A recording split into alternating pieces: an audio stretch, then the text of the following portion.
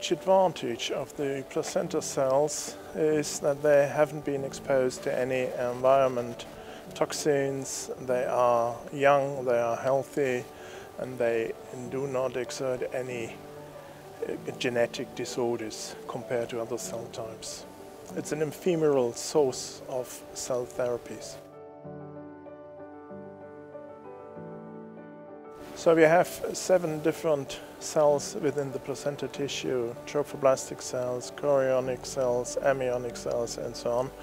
And currently, apart from the trophoblastic cells and the chorionic cells, the others are already used in phase 1 to phase 3. And en vogue, there are the exosomes derived from placenta cells, which are amazing in terms of their properties. We have 3 different indications for cell therapies. One is the tissue repair or tissue regeneration. The second part is cancer therapies. And the third one is the correction of genetic disorders. These cells do not exert any toxicity. They are immune evasive. They don't express HLA expression markers on the surface, so they can be used even in the allogenic setting like a drug off the shelf. There are a few approvals in Europe. The first one in the EMA was a compound used for fistula therapy of Crohn's disease.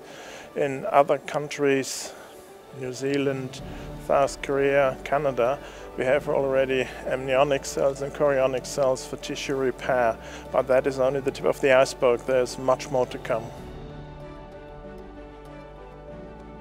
The future of cell-based therapy are clearly the exosomes. The exosomes are little bubbles encapsulated with a lipid bilayer, and you can load them with certain microRNAs and other lipids, molecules that are used for targeting cancer therapies. And these exosomes are obviously the backbone for the tissue repair properties and for cancer research. And I think this will be clearly the future.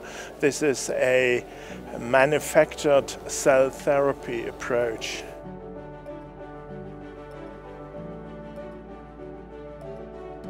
Well, we have to discriminate. First of all, the cord blood is an investment that can be used for the reconstitution of the bone marrow, and in the future I expect we will have a ex vivo explantation, and then we can target and transfect these cells with certain vectors to correct genetic diseases.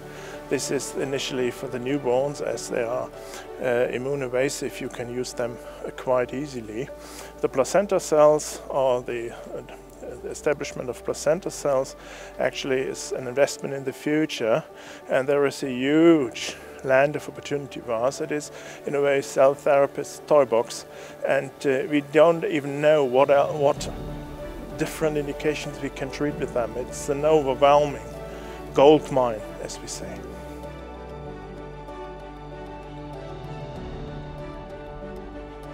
Well, there are several companies available who can do that. CBC is one of the most famous one, and it is important that these companies are very sophisticated. These companies should know what people or what the cells look like and what we can do with the cells, and I would strongly recommend to use a player in the field that has a very sophisticated knowledge of all these technologies, and my preference here would be CBC.